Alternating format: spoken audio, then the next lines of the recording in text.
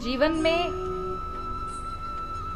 कर्म ही आपको कुछ दे सकते हैं ना, भगवान की भक्ति ही आपको दे सकती है।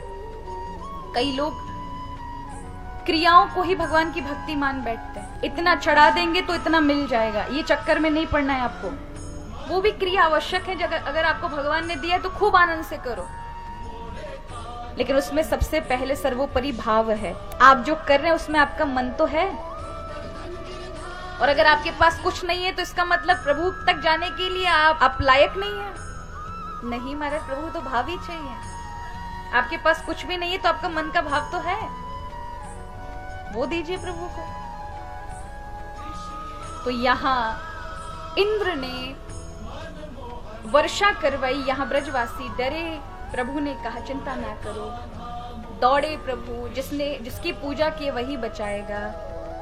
और इत्युक्तवे केन हस्तेन कृत्वा गोवर्धनाचलम, भगवान ने 7 वर्ष की आयु में 21 किलोमीटर के विशाल गिरिराज पर्वत को अपने हाथ से उठाया और सबको नीचे बुला लिया, आ जाओ आ जाओ। पूरा ब्रज नीचे आ गया महाराज। ठाकुर जी ने कनिष्ठ का उंगली पर उसे धारण कर लिया।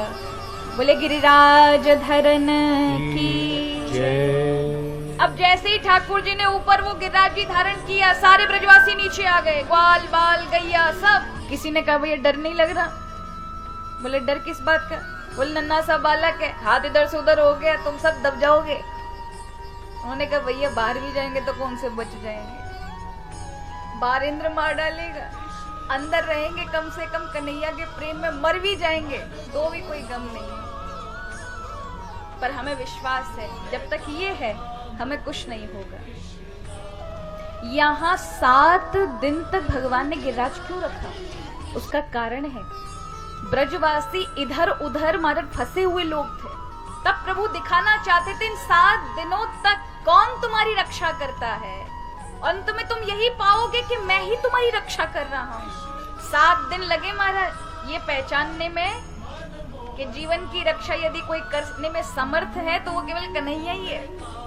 सबको बुलाया ब्रजवासियों ने, क्योंकि अभी लाला की दृष्टि थी ना, बेटे की दृष्टि थी, इसलिए अरे बेटा है या को हाथ दुख जाएगा, अरे माई कुल देवी तुम आ जाओ, तुम ही रक्षा करो हमारी, फलाने देवता तुम आ जाओ, तुम भी आ जाओ, तुम भी आ जाओ, तुम भी आ जाओ। अब जो कोई नहीं आए ना हमारे, जो सबको पुकारते हैं, एक को नहीं पुकारते वो हमेशा खाली रहते हैं। जैसे गजेंद्र था, उसने सबको पुकारा। जो हाथी था ना, मगर ले गया था उसको पानी में, कथा आती है भागवत में, अष्टम स्कंद। वो सबको पुकारा, गणेश जी को पुकारा उसने, गणपति बचाओ।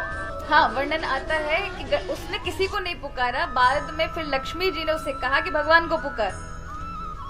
लेकिन एक बात हमेशा याद रखना, गजेंद्र की कथा से हमें ये पता चलता है कि जब वृद्धावस्था आती है, जब हमारा जोर काम नहीं करता, हम दूसरे के ऊपर निर्भर हो जाते हैं कि बेटा बेटी अब हमारी सहायता करेंगे। जैसे उस गजेंद्र ने फिर दूसरों पर निर्भर हुआ कि मुझे मेरी पत्नी बचाएं, और उसके उपरांत जब सबने साथ छोड़ दिया तो फिर भगवान के भरोसे आ जाते हैं ना, आते हैं ना। जब बेटा बेटी नहीं सुनते, अपना शरीर भी साथ नहीं दे रहा, फिर किसकी अर्ज होती है? ऊपर वाले की। भगवान तुम ही कोई चमत्कार कर दो, फलानी देवी मैया तुम ही कोई कर दो, मैया तुम ही कर दो। हम भी बुढ़ापे में पुकारते हैं गणेश जी तुम आ जाओ।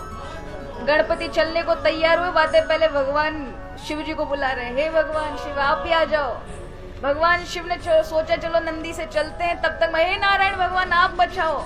कितने सारे जल्दी जगह बदल देते हैं महाराज। अभी बचाने ही जा रहे थे कि महाराज तुरंत महाराज वहां पर देवी जी को बुला लिया, फिर अपने कोई देवी देवताओं को बुला लिया।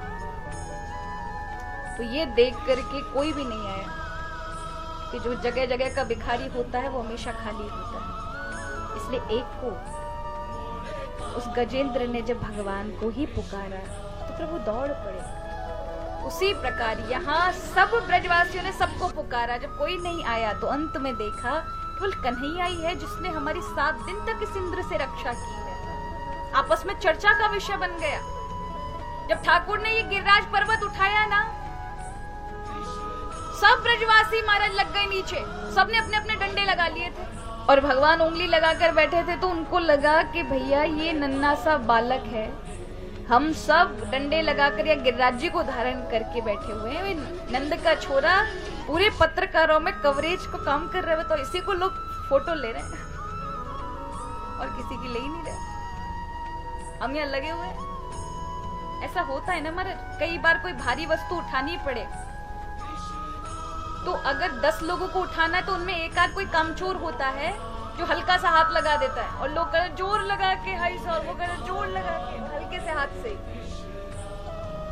तो ग्वाल बाल सोच रहे हैं हम तो मेहनत कर रहे हैं और ये जो एक उंगलियां लगा के खड़ो है ना, ये हल्का काम कर रहा है। पर देखो लोगों की दृष्टि इसी पे, नेक्स्ट इसी उंगलियां लगा करके अपने आप को क्या समझ रहा है। भगवान मनी मन सोचने लगे, भैया अभी तुम्हें ये अभिमान है कि तुम चला रहे हो, या तुम इसको पर्वत को उठाए हुए हो। रात्रि में जब रात्रि आई और सब सो गए, डंडे कहां के कहां गिर पड़े महाराज, किसी को पता नहीं चला। जब सुबह उठे तो सबने देखा सबके डंडे गिरे पड़े हैं, सब ग्वाल बाल सो रहे हैं, सिर्फ और सिर्फ भगवान कृष्ण ही उस पूरे गिरिराज पर्वत को धारण की। तब तो सबने महाराज हाथ जोड़ लिए, लाला तू कौन है। भगवान ने जब देखा कि मुझे भगवान ना मान ले, तब कहा अरे ग्वाल बालो, जब ये देवता का पूजन किया था ना तो इस देवता ने मुझे कहा था कि वो मुझे अपनी शक्ति दे देंगे, इसलिए वो शक्ति मुझ में आ गई।